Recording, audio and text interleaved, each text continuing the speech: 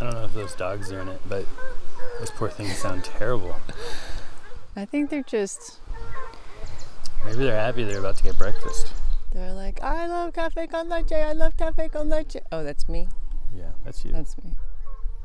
So we have stayed at the most amazing place. One of my favorite things about the Camino so far is being able to stop at some of these just like ancient churches, like built in the 1200s, 1300s.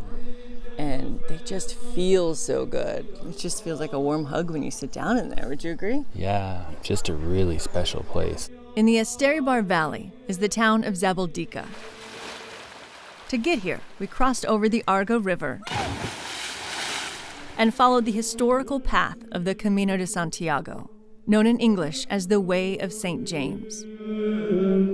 We arrived at this 13th century Church of San Esteban.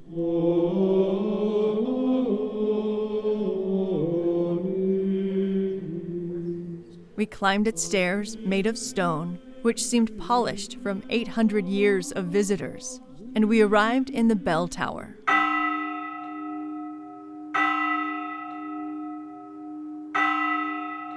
This bell is presumed to be the oldest in the region of Navarre.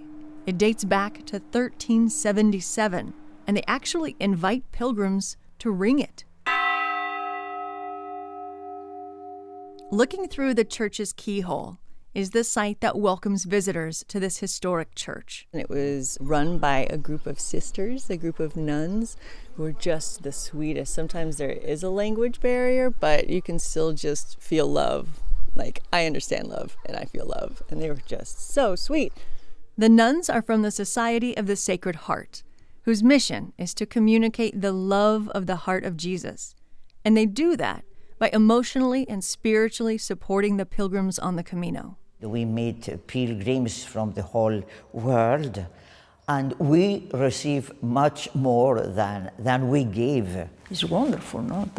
To listen to you is for us is a present. So each night at the church in Zabaldika, they have a pilgrim's prayer that people who are staying right next to that church are invited to come and partake in. They had this sitting room up over the chapel with some seating around the outside and then some cushions on the floor. They have a reading in several different languages. The sisters are all there to help counsel you.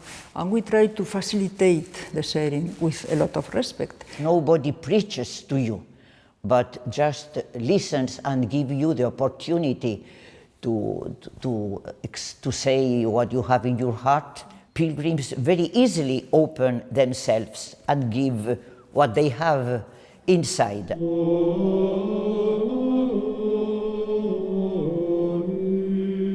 At Jesus' feet sits a single candle that illuminates pilgrims' prayers or well wishes, written on these neon Camino-themed arrows.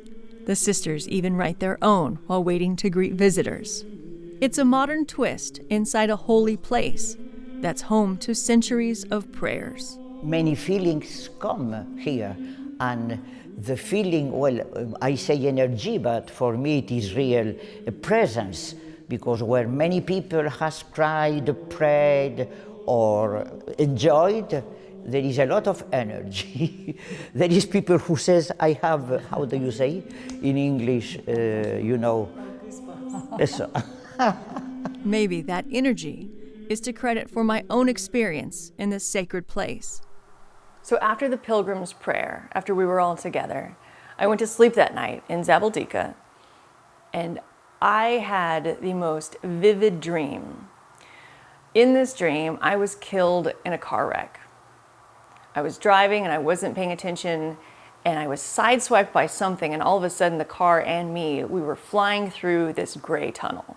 I realized I have been killed. And oddly enough, I thought, well, this is a good thing, because that means I'm probably gonna meet God here pretty soon. I'm in this big round waiting room, all gray, and these kind of cheap office chairs are along the outside of the room, and I'm just waiting for him. I can tell that someone is trying to save the human version of myself, trying to help my body, but someplace else, because I could feel parts of me being worked on, but it wasn't happening in the form that I was currently in. And then I have an encounter with God. I see these giant hands wrap around my upper torso of this body, my body that I'm looking at. And he cups almost like my heart and brings me back to life.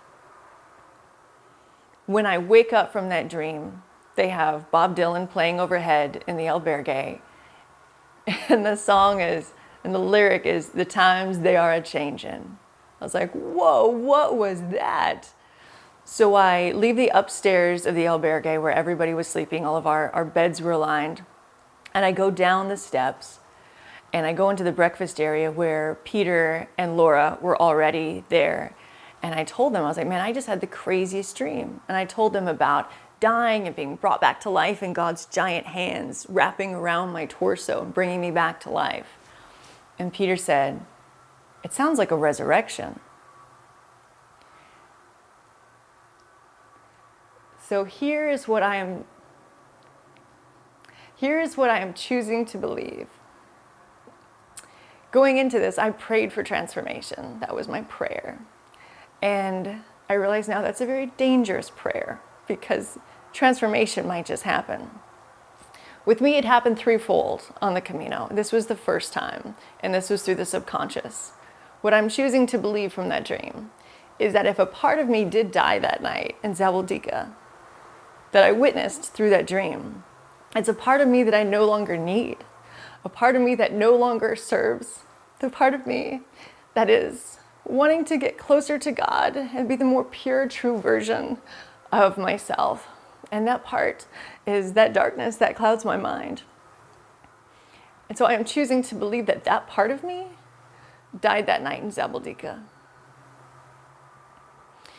Now looking back at it now, it's been 8 months. It came close to coming back on the Camino one time.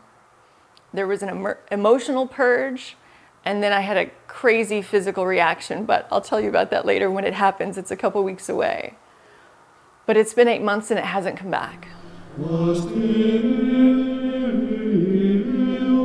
That's why it's so significant.